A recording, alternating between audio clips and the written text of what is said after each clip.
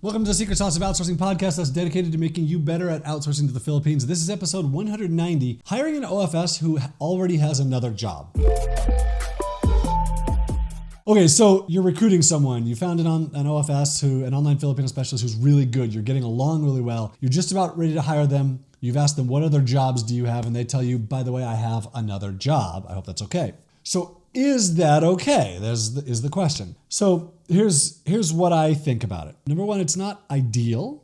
It's not the ideal situation, but it may be your only choice. So this is usually when this happens. So number one, you're hiring a technical person, and it's kind of hard to find that technical specialty, or you've recruited and almost everybody you found already has another job because there's enough demand for this technical specialty that people aren't like out of work all that much, right? So your options are limited. That's situation number one. Situation number two is you just need someone part-time, but that OFS needs a full-time salary. Like they have to live and they have to work full-time. So hiring someone part-time, they're definitely going to have a full-time job. And if they don't have a full-time job already, they're gonna keep looking for a full-time job.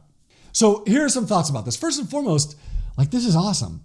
You found someone that's trying to be totally honest with you in telling you that they already have another job. That's awesome. So this shows they don't want to lie to you. They want to be upfront. They don't want to be hired under false pretenses. It may not be your ideal situation, and they're giving you the chance to walk away. That's really great. So if you still decide to hire this person, here's a couple things how you can make this work. So number one, recognize that if they already have another job, that's probably their priority, unless they have a part-time job somewhere else and now they're getting a full-time job from you. The full-time job is almost always the priority. Next, knowing that they have a job, you need to negotiate around this. So how many hours a week do you expect them to work for you? Is there a specific time frame when you expect those hours to go on? How do you expect them to report those hours to you? Talk through this with them. Then what is your expected output? Do you have an idea of how much work that you'll expect to get done? How quickly do you expect them to respond to you? If you're hiring them part-time and they already have a full-time job, or if they have or either way, part-time and full-time switched, what are the expectations of how many hours and when are they responding and what's the work output like? Okay, so then let's go back to the second situation that I gave, which is that that you're giving a part-time job. So nobody can survive on just part-time work, especially not in the Philippines. It's not reasonable.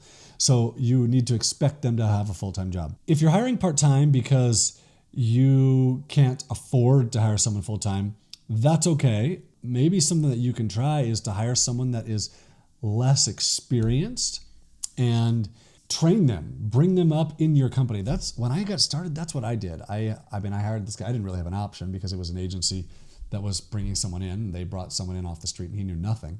But I trained him and I worked with him and I taught him what I knew, which, I knew some stuff. I didn't know everything.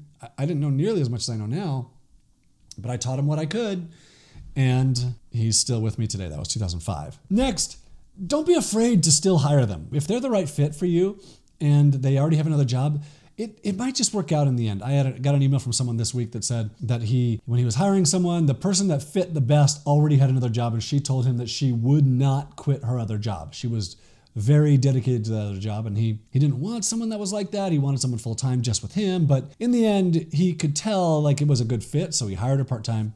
He said that it's been a year, she's been amazing, and just this week she quit her other job and she came full-time to him. So I'm not saying that's the best approach is to pressure them to quit their other job or to say that, at some point they're going to quit. But I'm just saying that if you find the right fit, it can be really, really good to hire them anyway, set some expectations, start working together, see what it looks like. You can adjust from there. If something isn't working out, say something. I expected your productivity to be here, but it's only here. What's going on? Is there something wrong? Or your first week was really amazing and then the productivity dropped off. Why? What's causing this? Is your other job too demanding? Is there not enough time? Sometimes people think I have extra time, so I'm going to get an extra job, and they don't realize the importance of that extra time. And then it becomes too demanding, and then their work on their first job slips and their work on their second job slips, and just pay attention to it. And if that's going on, then ask and say something. And maybe you say, okay, well, let's cut your hours back and let's cut your pay back because I don't want to continue doing this the way it is. So, and that's a reasonable thing to do. And if they're slacking, then they'll understand. It'll be fine. The most important thing in all of this is hire someone and try it out and see if it works for you.